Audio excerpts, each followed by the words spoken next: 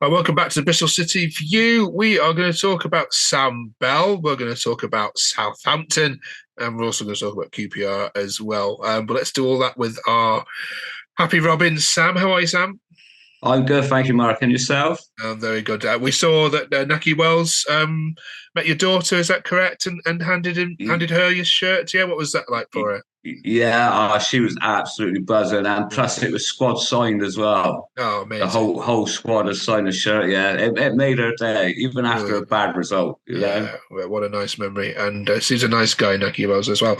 All right, then we got to start off by saying congratulations. The whole league wants to congratulate you and your team for ending the run of Southampton. They underestimated you, didn't they?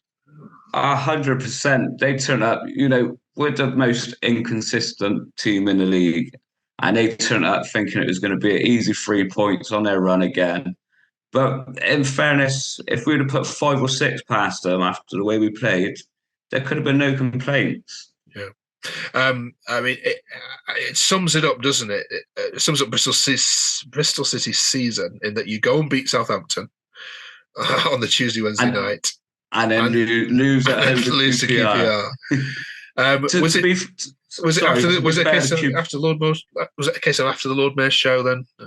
nah, to be fair to QPR, there are bogey side at Ashton Gate, but yeah, it was a case of we turn up against the bigger sides, and then I'm not saying QPR is a low side, but third from bottom, and they come to Ashton Gate and beat us.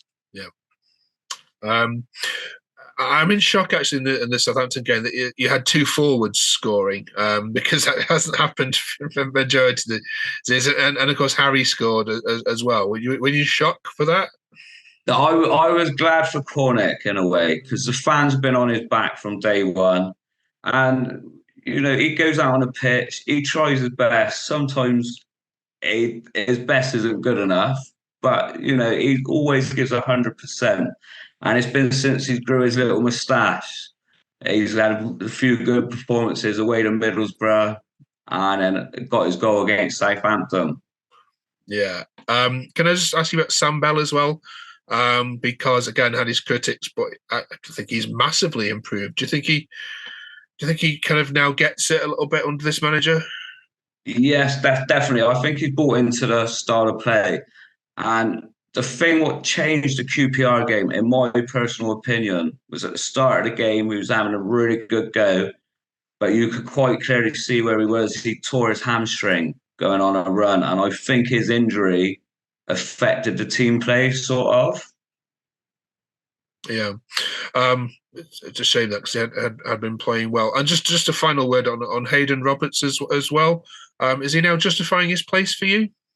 Yeah, definitely. I think the quality's always been there, but when you've got Cam Pring ahead of you and the performances what Cam Pring puts in, week out, it's hard to leave him outside. But in football, you take your opportunity and then you make that place yourself. Yeah. And I think Hayden Roberts is doing that at the moment. Okay. All right then. Sheffield Wednesday this weekend. Then a trip for you up to Hillsborough. What are your predictions for this game? The last time I went out to Hillsborough was in the FA Cup when Sheffield Wednesday had Danny Wilson and they beat us 1-0.